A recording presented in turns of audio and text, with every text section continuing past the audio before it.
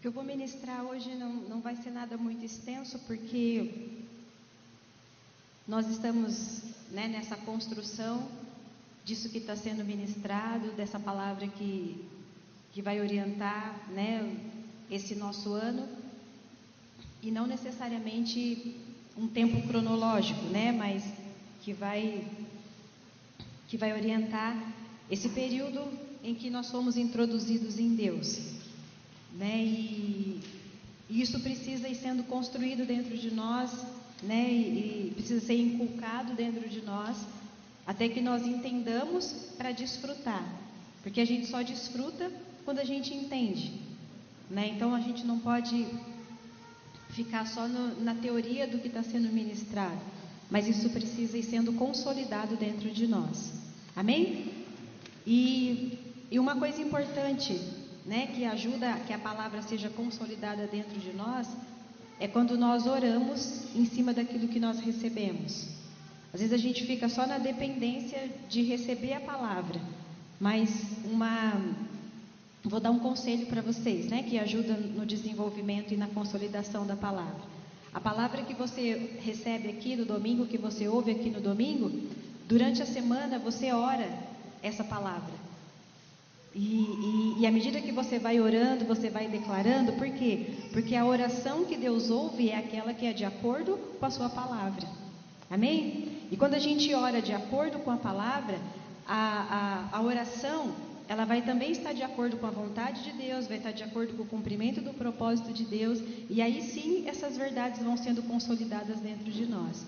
Então essa é uma das formas, né, de que essa palavra seja consolidada dentro de nós e a gente possa entender e a gente possa desfrutar dessa realidade que Deus está proporcionando para nós nesse tempo. Amém? 2 Crônicas, capítulo 34. Como eu disse, eu não vou ser muito extensa, né? Talvez você vá até embora um pouquinho mais cedo hoje, vai dar tempo até de fazer feijoada, né? Vai dar tempo de fazer feijoada, mas mais importante, né, do que o tempo que a gente vai estar exposto à realidade da palavra, é a forma como você vai estar aberto para receber essa palavra, amém? Que como a gente iniciou essa reunião dizendo que a gente não se limite a um tempo, né, mas que essa verdade ela passe a fazer parte da nossa vida, que tenha a ver com a nossa vida, com a realidade da nossa vida, certo? Como vocês sabem aí, os livros de Crônicas e os livros de Reis, eles vão falar dos relatos, né, dos reis de Israel, dos reis de Judá, né, quando um reinou e terminou aquele reinado, outro rei entrou no lugar, e como foi todo esse período, né, dos reis, de como tudo era regido pelos reis, e esses relatos estão basicamente nesses livros, né, no primeiro e segundo livro de Reis e no primeiro e segundo livro de Crônicas. E eu estava lendo, né, alguns desses reinados, e o relato ali fala que o reinado desses homens, desses reis, foram de acordo com a decisão que eles tomaram. O reinado deles foi de acordo com a decisão que eles tomaram no início de que eles assumiram, né, esse reinado, esse tempo que eles reinaram, que eles figuraram na história. E se você ler aí, né, todo o início nesses livros de Reis e de Crônicas, todo o início de reinado fala, e fulano começou a reinar com tantos anos de idade, reinou até tantos anos de idade, e ele fez o que o Senhor aprova. E aí fulano, e só que ele fez o que o Senhor reprova. Então tem aí o relato de todos os reis. Uns fizeram o que o Senhor aprova e outros fizeram o que o Senhor reprova. Então assim que eles iniciaram, né, o reinado deles, quem registrou, né, todo esse período foi colocando: esse rei fez o que o Senhor aprova, esse rei fez o que o Senhor reprova.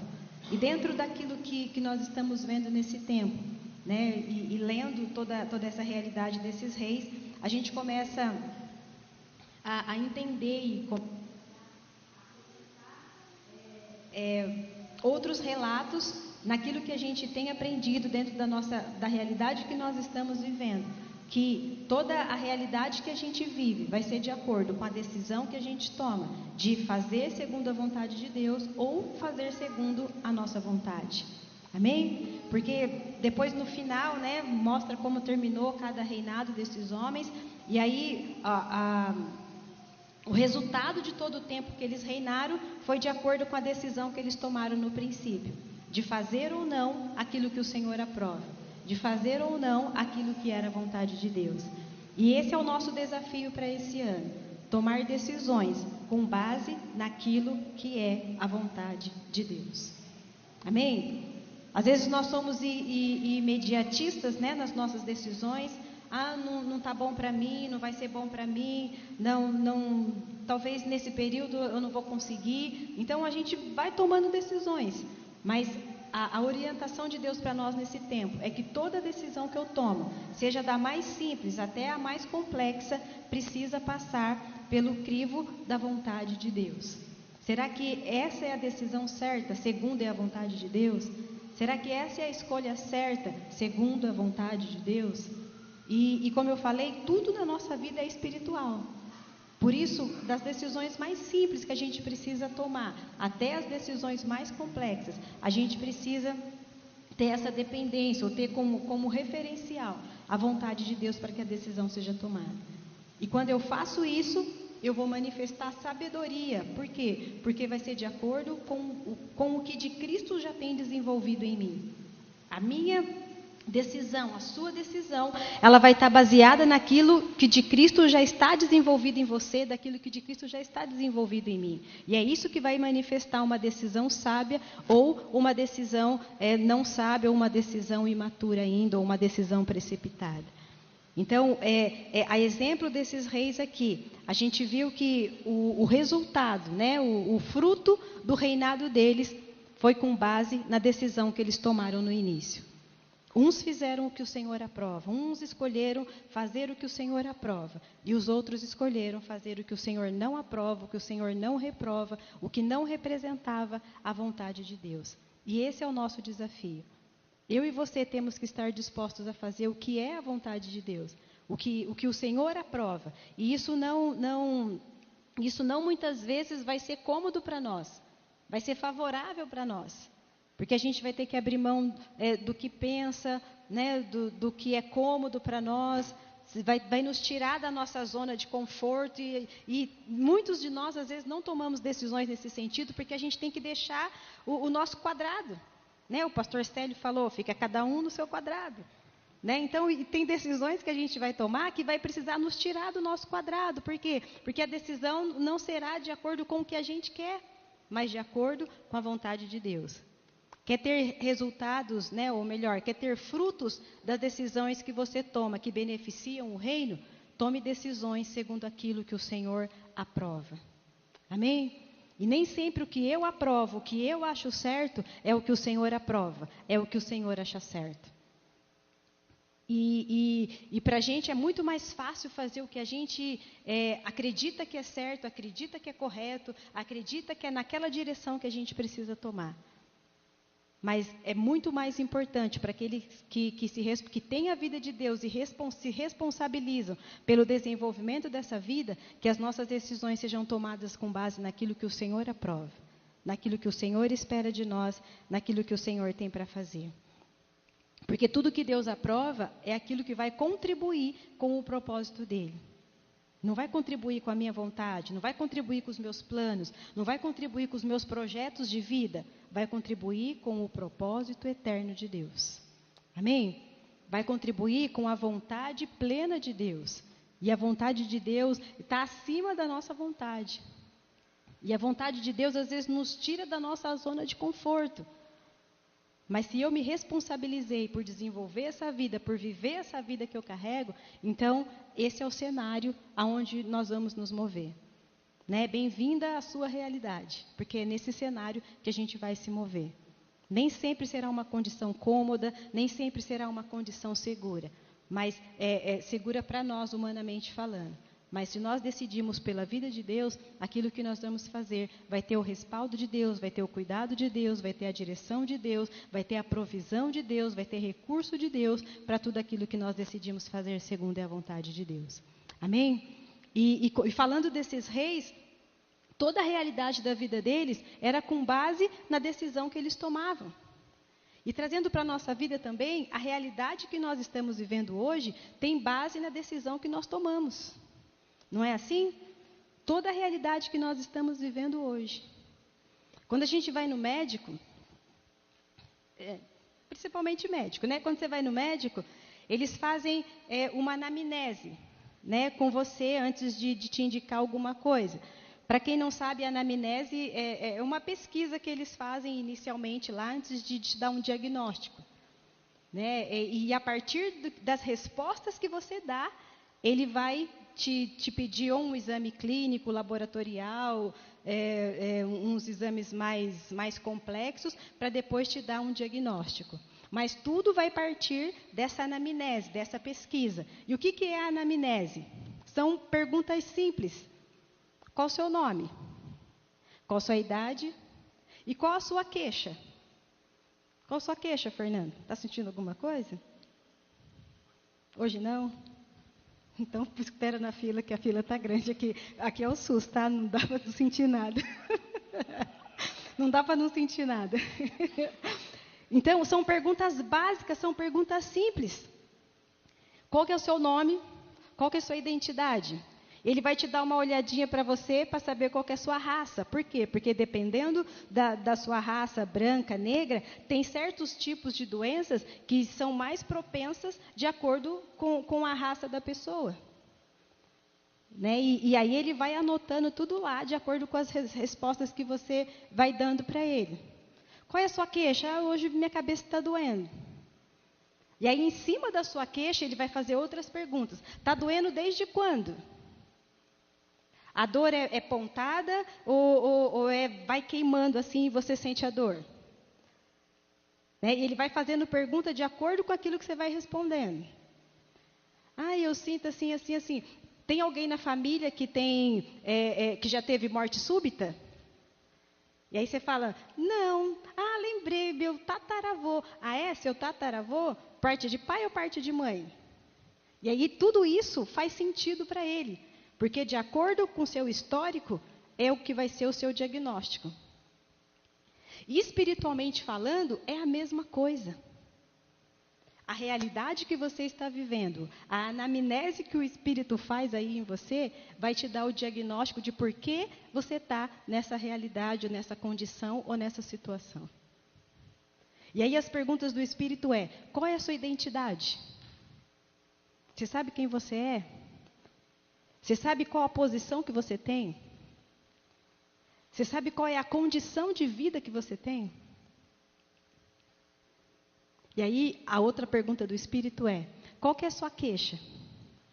Dependendo da sua queixa, a sua queixa não faz referência com a sua identidade, espiritualmente falando, tá? Eu estou com medo. Tal situação se levantou ou apareceu e eu não sei como resolver essa situação, doutor Espírito Santo. Tá, mas se você não sabe qual é a sua identidade, por isso que o medo veio. Tem mais alguém na sua família que está assim? Não, doutor, só eu, doutor Espírito Santo. Só eu. E quanto tempo faz que você está sentindo isso? Já tem uns 3 anos que eu estou sentindo isso. Como que é a sua alimentação? Eu não como nada, só acordo, durmo. Vivo, durmo. Trabalho, durmo. Jogo bola e durmo. Mas e sua alimentação? Se tiver eu como, se não tiver eu não como. E do que a nossa vida espiritual se alimenta? De quê? De palavra? De relacionamento com Deus? De água da vida? Quando eu vou do médico, a pergunta nome, idade, raça, alguém já morreu, né? Olha para minha cara e já fala, alguém já morreu de morte súbita? Porque morte súbita é na raça negra. E eu pensei que eu era forte. Mas morte súbita, os maiores índices é para quem é da raça negra. E aí, qual que é a sua queixa? Minha queixa é tal. Toma água? Não. Aí pronto, já vira um ponto de interrogação. Tudo é a partir do tomar água. E eu tenho dificuldade de tomar água. Se ninguém me serve, eu não tomo água, sabia? Assim, não que eu quero ser servida, mas assim, eu não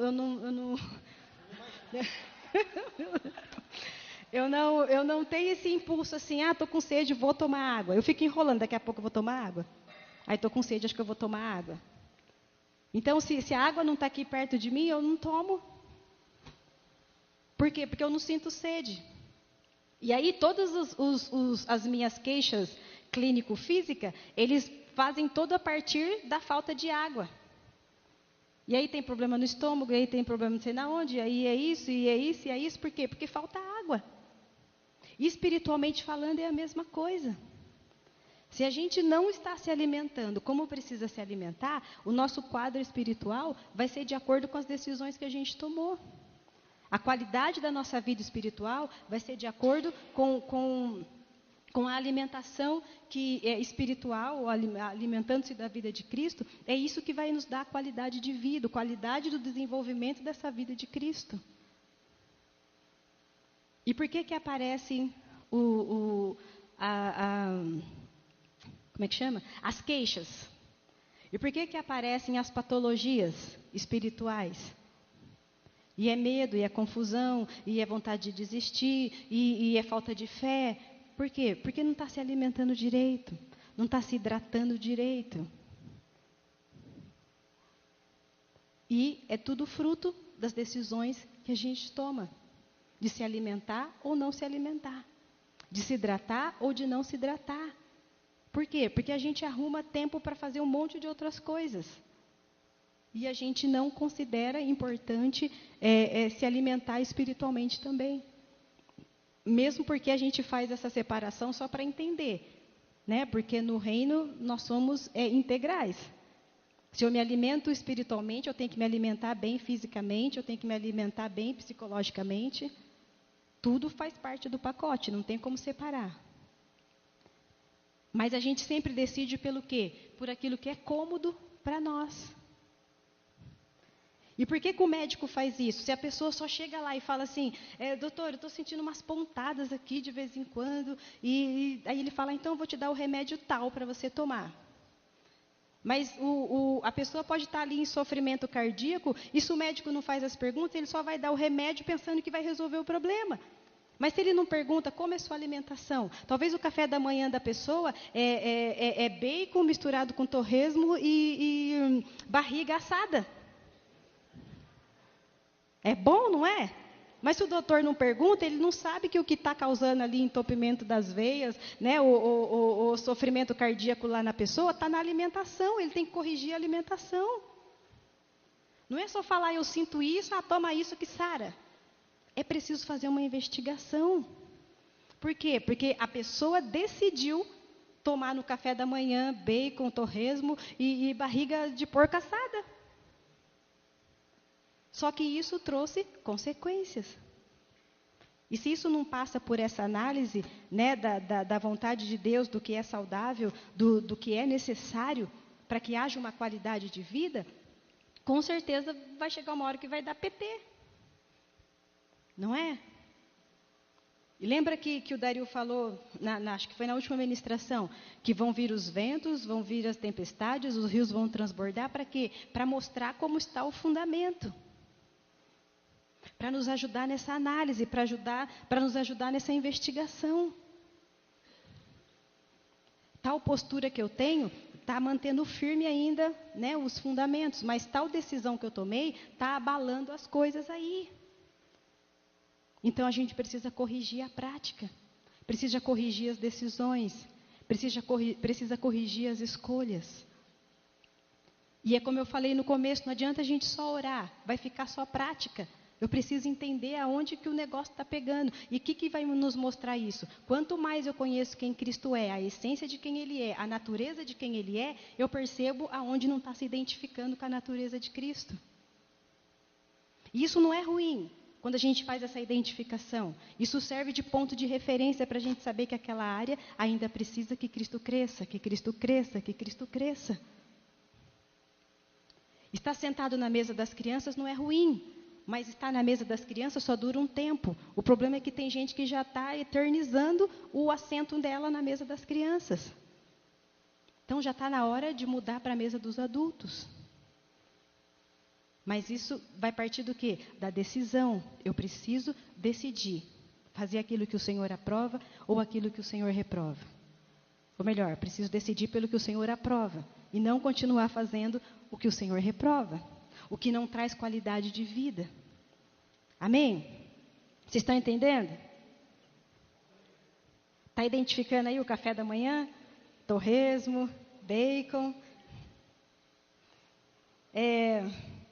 Essa anamnese, né, ela vai ajudar a corrigir, minimizar ou prevenir alguma coisa que está interferindo aí na nossa qualidade de vida. E de tempo em tempo a gente precisa fazer essa análise do espírito. E assim como os relatos aqui dos reis de Israel, de Judá, que fala lá no final que eles fizeram o que o Senhor, no começo, né? Fizeram o que o Senhor aprova, fizeram o que o Senhor reprova. Pensa se todos os dias saísse um boletim da sua vida, um boletim da minha vida. Fez o que o Senhor aprova, fez o que o Senhor reprova. Imagine. Como seriam esses boletins diários aí da sua vida? Pensa não, né? Tenha certeza, porque a gente tem quem dá esse boletim para a gente.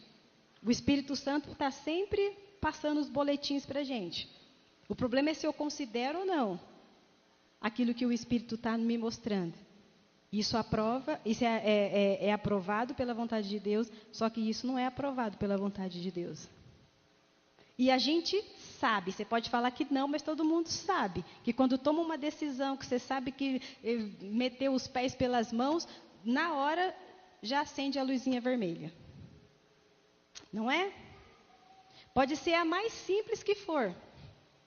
Até quando você trupica lá no pé da cama e pega bem aquele dedinho com a unha encravada. O que sai da sua boca, depois que sai que você fala, puxa, podia ter segurado essa. Não é? No trânsito ali, ó, quando acontece, nem vou falar o que acontece, que às vezes nem acontece, mas já tem gente que sai. Podia ter segurado a mão, mas a mão foi, automático, já foi. Aí saiu lá o boletim, fez o que o Senhor reprova. É automático. O que mais acontece é que a gente ignora os alertas do Espírito. Porque a gente ainda acha que consegue controlar toda a situação. Eu fiz mesmo. Deus sabe que eu sou assim. O Espírito Santo está me tratando ainda. Enquanto Ele não trata, eu posso. Fazer, falar, mostrar dedo, mão, nariz, mostro tudo mesmo. Eu fico nervoso, eu falo.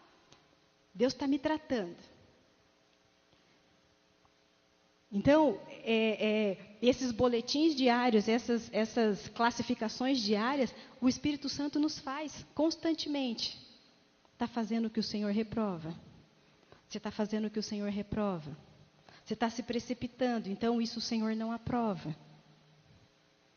Às vezes eu falo com o Gil assim, Gil, quando a gente não sabe o que fazer, é melhor não fazer do que fazer errado. Porque depois vai dar mais trabalho consertar do que esperar Deus ouvir de Deus o que é preciso fazer. Só que a gente acha que tem que fazer, tem que fazer, tem que fazer. Mesmo que é errado, vamos fazer, vamos fazer. Às vezes quando a gente... Isso eu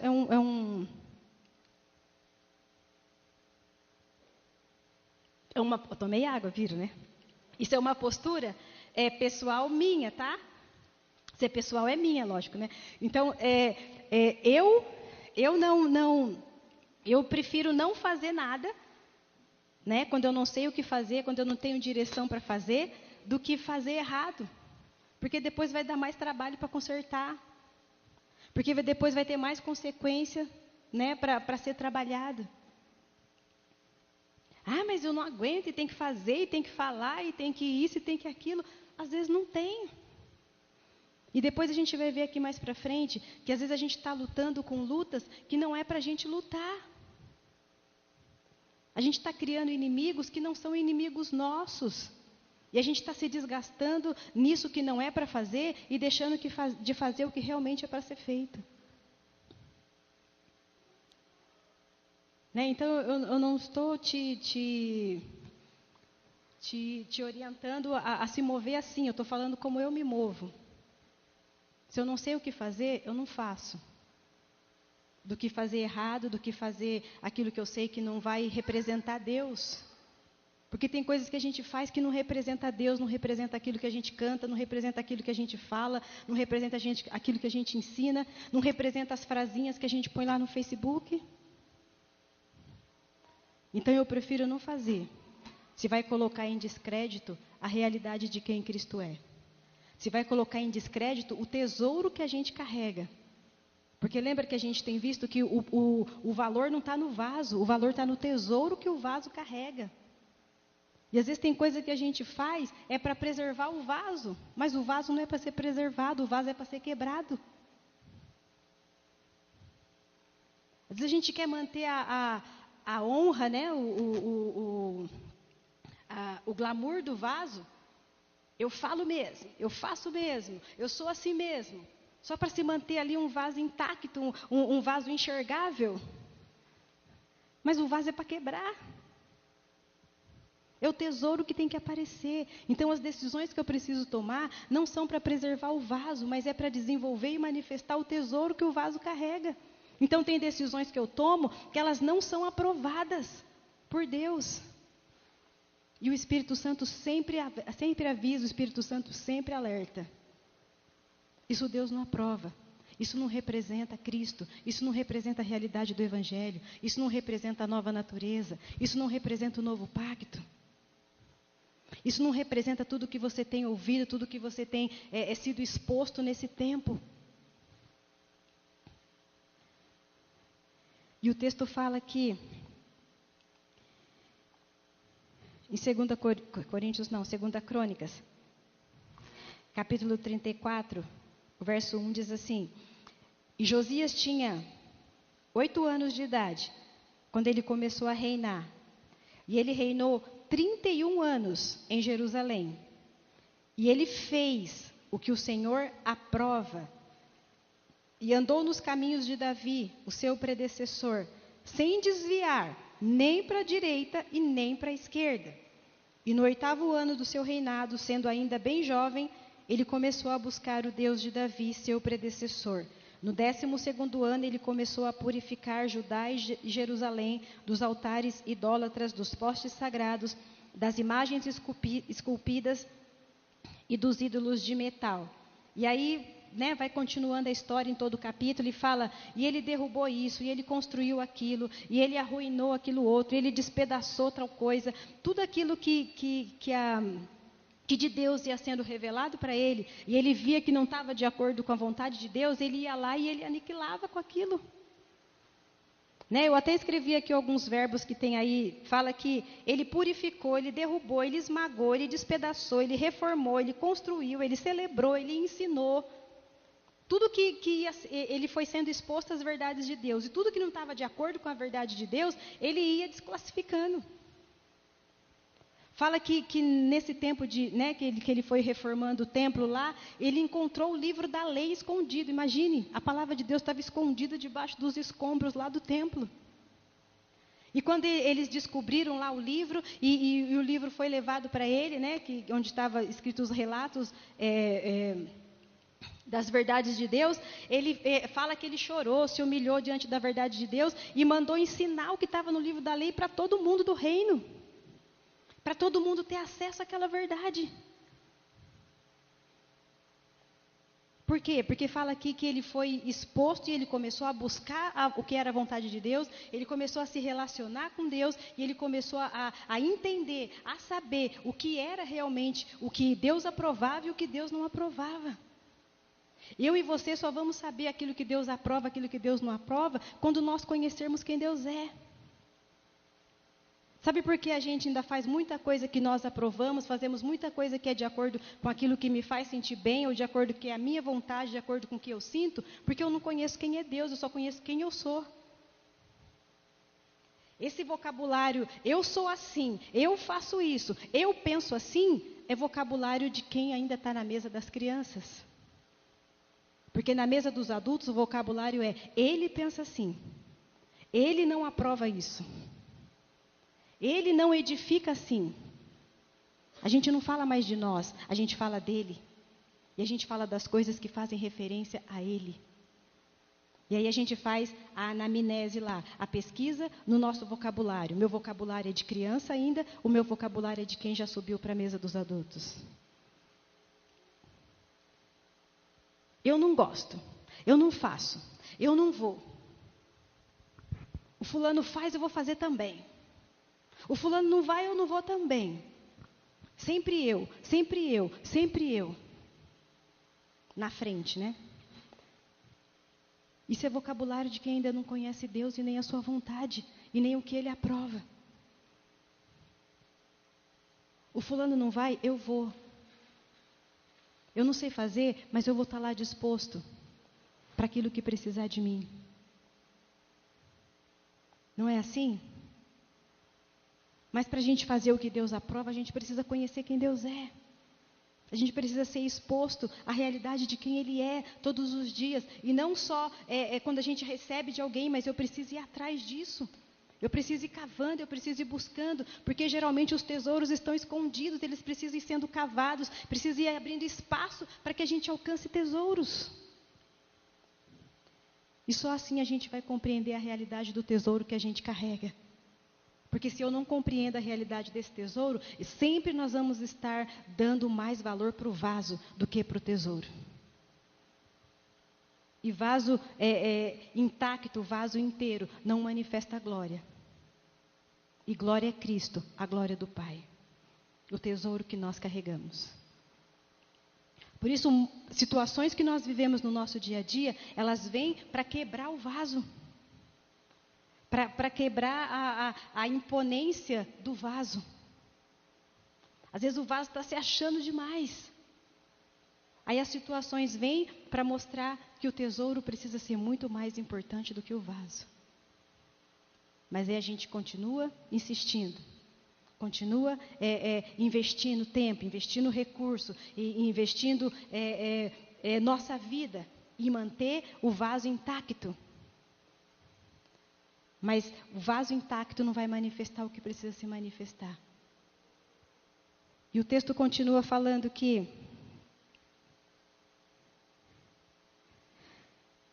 o Josias fez tudo que agradava a Deus, porque ele foi conhecendo Deus e ele foi fazendo. E aí vem um alerta de Deus aqui, que a gente tem que tomar cuidado com aquilo que a gente faz, que nós não estamos aqui só para fazer coisas para Deus. Nós estamos aqui para viver a vida de Deus. Amém? Porque a gente começa a fazer, e eu faço isso, eu faço aquilo outro, eu faço, e a gente começa a relacionar a vida de Deus com o ativismo. E o Josias foi fazendo, e quando chegou no final do seu reinado, vai lá para o capítulo 35.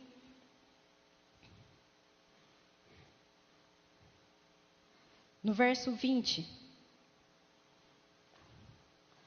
Fala assim: e depois de tudo que o Josias fez, depois de colocar em ordem o templo, Neco, o rei do Egito, saiu para lutar em Carquemes, junto ao Eufrates, e Josias marchou para combatê-lo.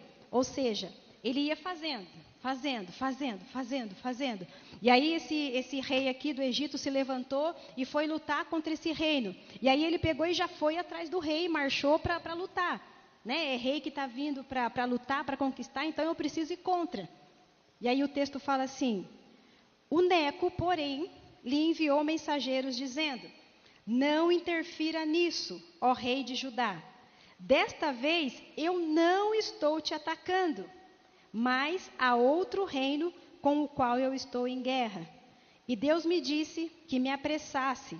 Por isso, para de te opor a Deus que está comigo.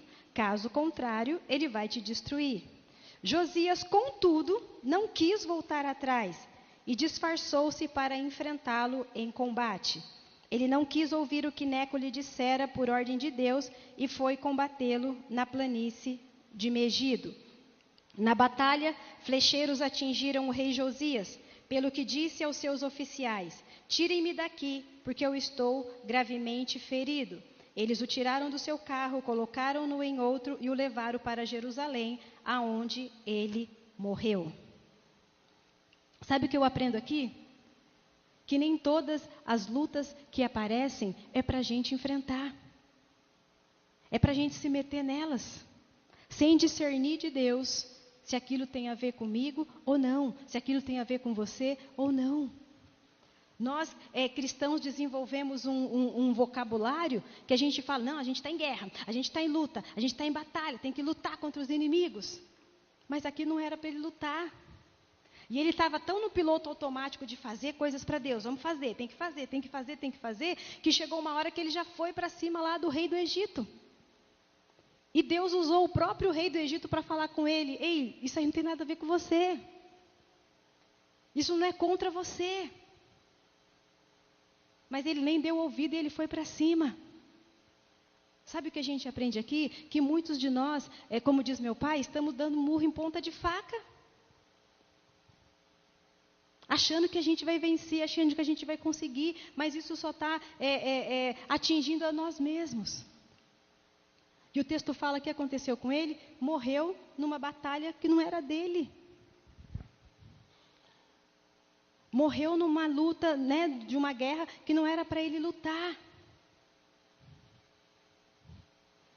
E nós, quando entendemos quem Deus é e qual é a vontade de Deus, a gente vai aprender a discernir em que lutas entrar e que armas usar. O texto de Coríntios, acho que é 2 Coríntios 10, fala: mesmo nós sendo humanos, as nossas guerras, as nossas lutas não são humanas. E nem as nossas armas são armas humanas. A gente precisa discernir que nível de luta, que nível de guerra, que nível de envolvimento a gente tem que ter com aquela situação ou não.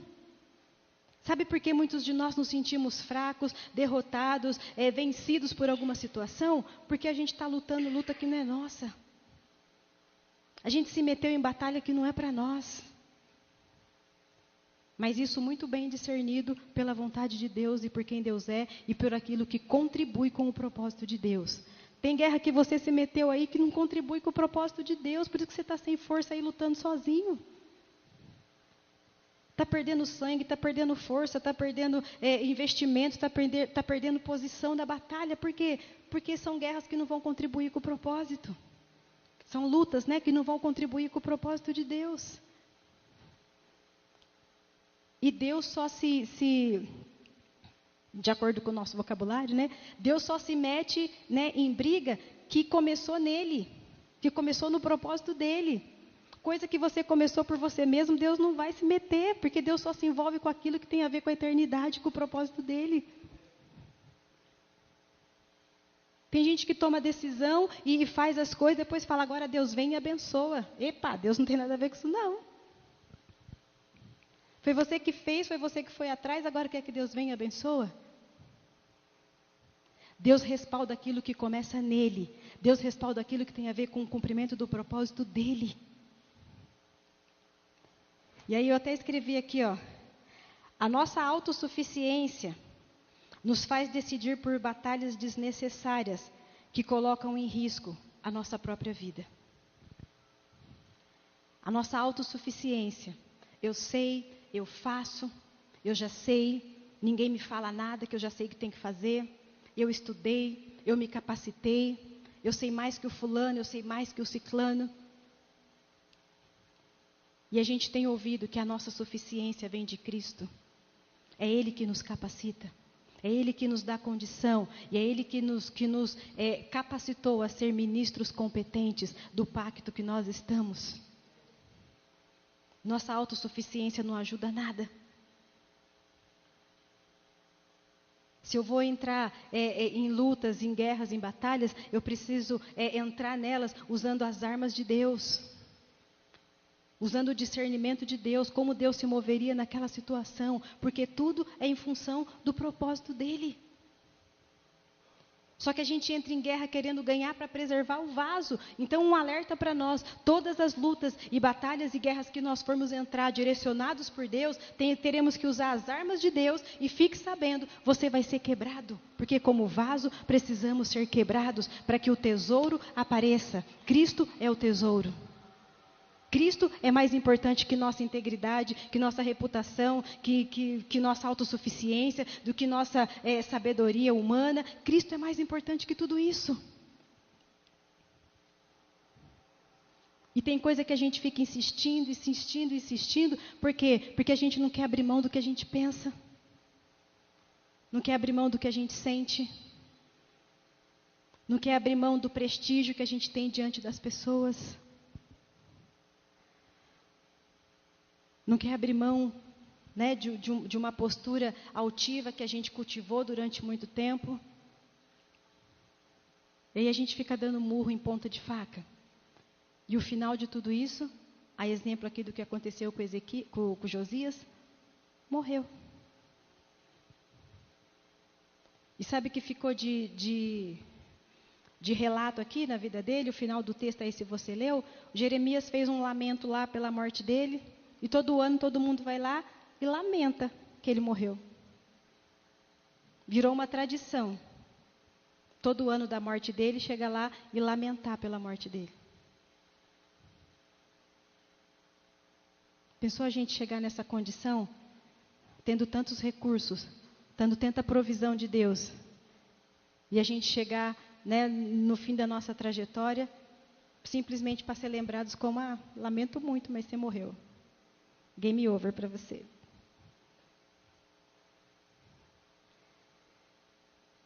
Se é para lutar, então temos que lutar segundo aquilo que o Senhor quer que nós lutemos.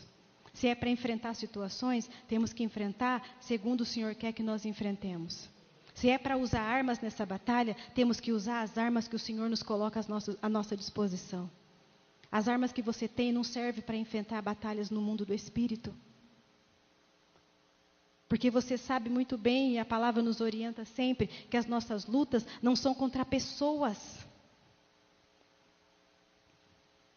Nossas lutas não são diretamente contra o que alguém pensa, ou contra o que alguém fala, ou contra alguém que administra alguma coisa ou alguma situação. Nossa luta não é contra pessoas. Então a nossa autossuficiência, a única coisa que ela pode nos ajudar é nos tirar fora da batalha. E a gente servir só de lamento. Não resistiu até o fim, morreu. Por isso eu falei lá no princípio, né, dessa anamnese, dessa análise. Qual é a identificação do paciente? Qual é a sua identidade? Baseado na sua identidade, você vai ter uma posição diferente diante da vida que você carrega. Só que se você não sabe quem você é, se você não sabe qual posição você está, se você não sabe qual a condição de vida que você tem, a sua vida essa vida de Deus que está em nós não vai ser desenvolvida com qualidade. E não tendo qualidade de vida, automaticamente as doenças vêm, os problemas vêm, né, a assolação e a interferência da sociedade onde nós vivemos vem. Quais são os avanços, né, das doenças que a gente vê hoje na sociedade? As doenças psicossomáticas. A pessoa tem um problema que não consegue resolver e fica desesperada aqui, desesperada ali. Amanhã ou depois está com depressão, está com síndrome do pânico e está com síndrome do não sei o quê, que cada dia parece uma síndrome diferente. Mas por quê? Porque não entende o nível de luta e o nível de batalha que está. Então, a exemplo de Josias, a gente precisa decidir sim pelo que Deus aprova. Mas mais do que decidir, a gente precisa permanecer naquilo que a gente decidiu.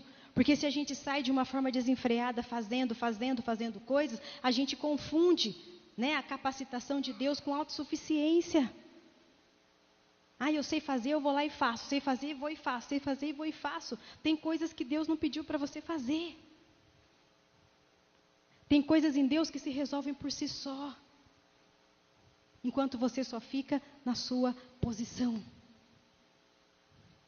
Sem esquecer o que você ouviu de Deus. Sem esquecer o respaldo que você tem de Deus. Sem esquecer qual é a sua identidade em Deus. Qual é a sua postura em Deus. As coisas se resolvem por si só. Amém? Morrer lutando nem sempre é um ato heróico, porque nem todas as lutas são para nós. E a gente precisa discernir isso pela voz de Deus, ouvindo a voz de Deus. Lembra que eu falei aqui que Deus fala, não fala? Deus fala conosco, não fala? No mínimo, pelo menos no domingo de manhã, Deus fala com a gente. No mínimo dos mínimos dos mínimos. Pelo menos quando a gente se reúne aqui domingo de manhã, Deus fala com a gente. Então o problema não está em Deus falar. O problema está em como eu decodifico essa voz e como eu correspondo a essa voz. Porque falar, Deus fala. Então, se eu não sei discernir a voz de Deus, se eu não sei consolidar essas verdades ditas pela voz de Deus, eu não vou saber como me mover diante dos desafios que aparecem na minha vida. Lembra que o Dario falou que às vezes vem o vento, vem a chuva, os rios, as tempestades, a exemplo lá das casas, né? Uma foi construída na rocha, outra foi construída na areia. Tem ventos e situações que vão vir na sua vida, vão vir na sua casa, vão vir na realidade da sua vida, que vai só virar o quadro. E às vezes tem gente que viu lá que o quadro balançou lá e o quadro virou, já desespera. Eu vou morrer, agora acabou tudo, olha o que o terremoto fez, olha o que o vento fez. Só porque o quadro virou, você não precisa se desesperar, sem se desesperar se o rio levou o quadro embora. Mas enquanto o quadro está lá, você pode reverter o quadro em Deus. Enquanto o quadro está lá, você pode reverter a situação em Deus. As situações vêm só para que mostre como estão os nossos fundamentos em Deus. O quanto você está bem firmado em Deus. O quanto a firmeza aí em você em relação a Deus, diante das coisas que acontecem na sua vida. E de uma forma bem simples, de uma forma bem simplificada mesmo. O que a gente precisa é aprender a depender de Deus. Porque na sociedade que nós vivemos, né, a linguagem natural é que cada um se vira por si só. Cada um dá os pulos que consegue. Cada um vence o outro naquilo que é melhor. Mas na realidade do reino, na realidade da vida do reino, todos os dias da nossa vida, a gente precisa viver dependendo de Deus. Dependendo de Deus. E depender de Deus é quebrar o vaso. Por quê? Porque a nossa suficiência nos faz querer fazer tudo por nós mesmos. A gente sabe, a gente consegue, a gente vence anos de vida sem buscar Deus, sem ler a Bíblia e ainda continua falando que tem Deus. Mas depender de Deus é reconhecer que cada dia eu preciso mais. Cada dia eu sei menos. Cada dia eu dependo menos dEle. Sei menos no sentido, né, da minha capacidade humana em relação à suficiência dEle, à grandeza dEle, a tudo que Ele é. Então a gente precisa aprender a depender de Deus.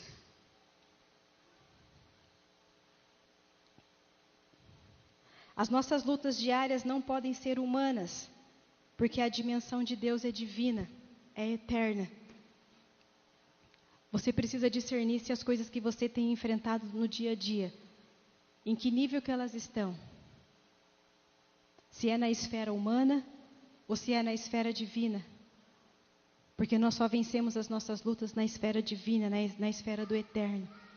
Lembra que a palavra diz que em Deus as nossas lutas são leves e momentâneas. Vai durar só um tempo. Só que se elas estão te desesperando, está tirando a sua estrutura, está fazendo você se desesperar, talvez porque você está enxergando essa realidade no natural. E você precisa decidir pela vontade de Deus para que você passe a enxergar essas lutas, essas batalhas no nível do divino, no nível da eternidade. Porque aí sim você vai entender o que é passar por tribulações, por lutas, por problemas, de forma a entender que elas são leves e momentâneas. Amém? Olha para o seu irmão e fala para ele assim, para ele dar uma acordada aí, que ele já cochilou. Aí você fala para ele assim, ó, o quadro virou? Aguenta firme. É leve e momentâneo. O quadro vai reverter. Amém?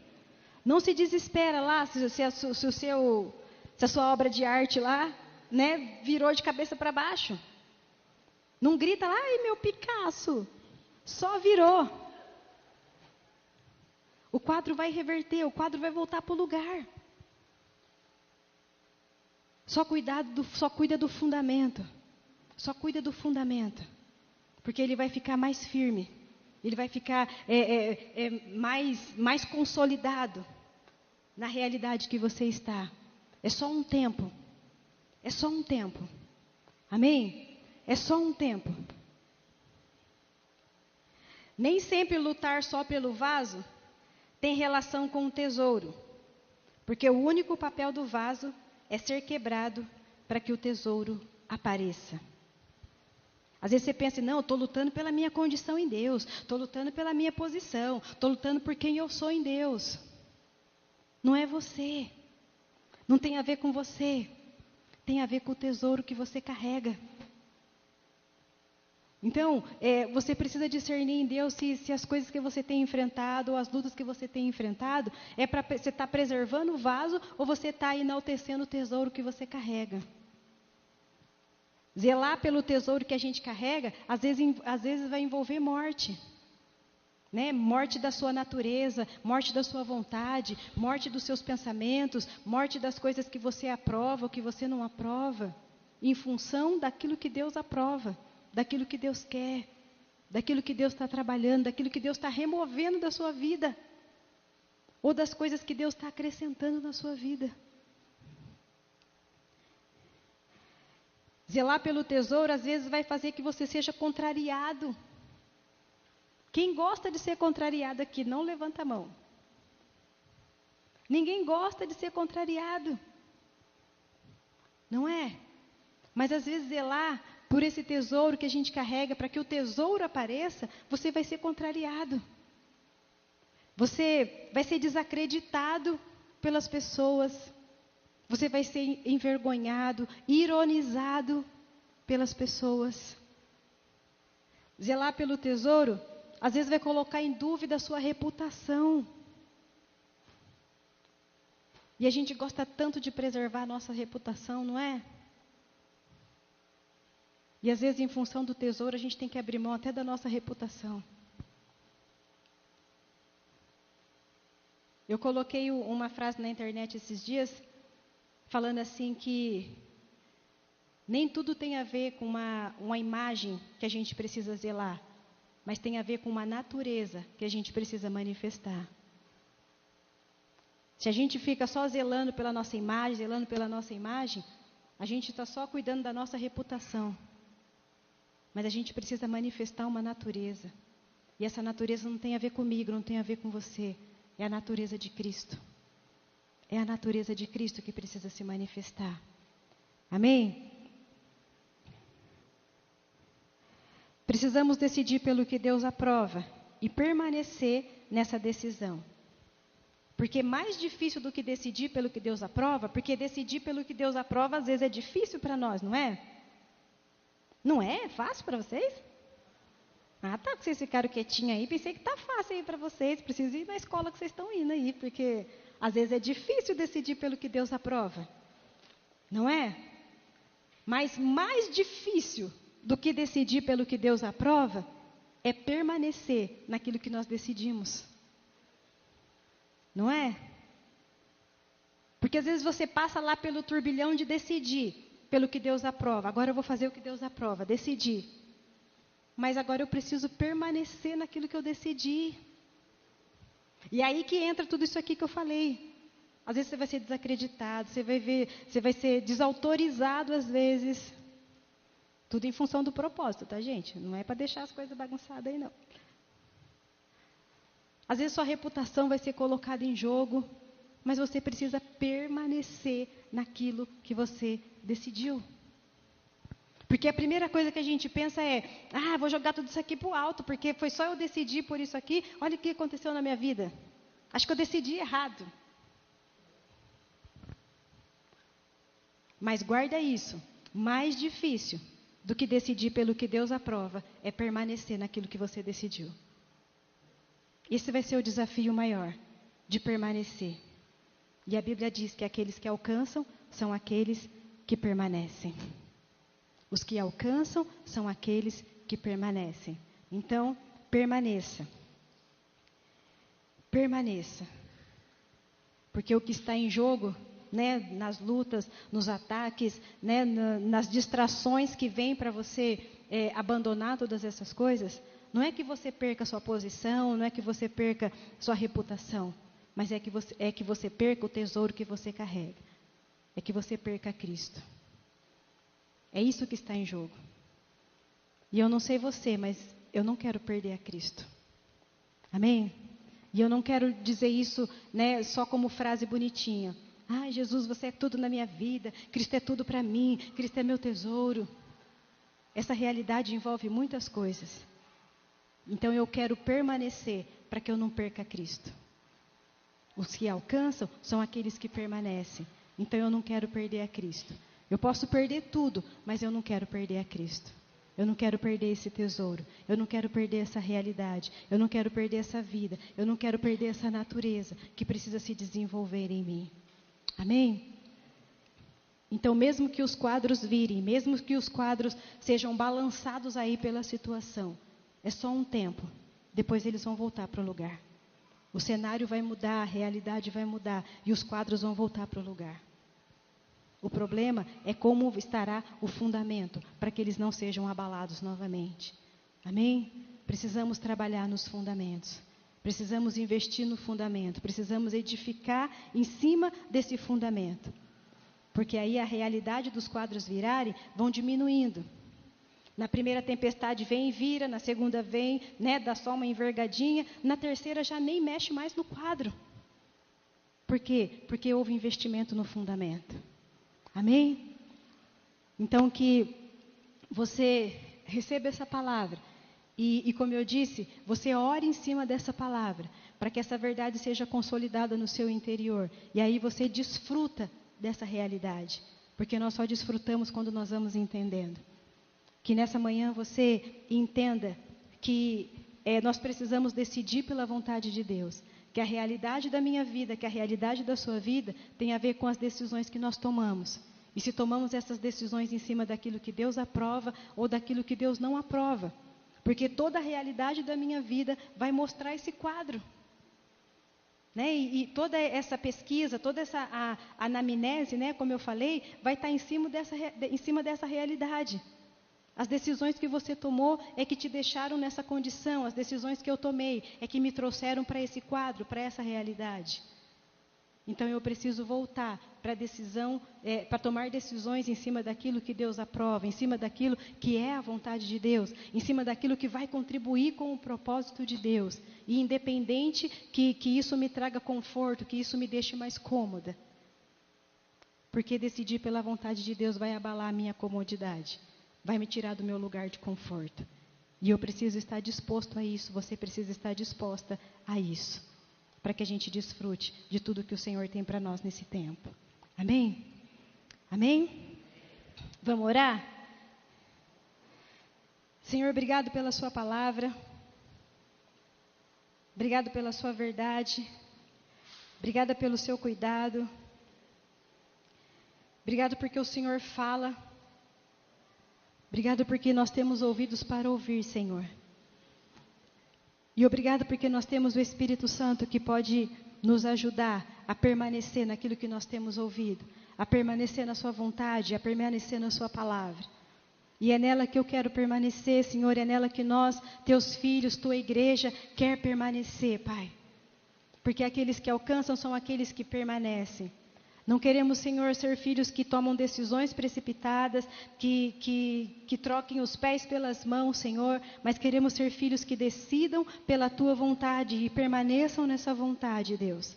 Para que a cada dia nós, como vasos, sejamos quebrados, e cada dia mais o tesouro que é Cristo, a glória de Deus que nós carregamos, se manifeste e seja mais evidente em nós, Senhor, como filhos, como família, como igreja, como nação, Senhor.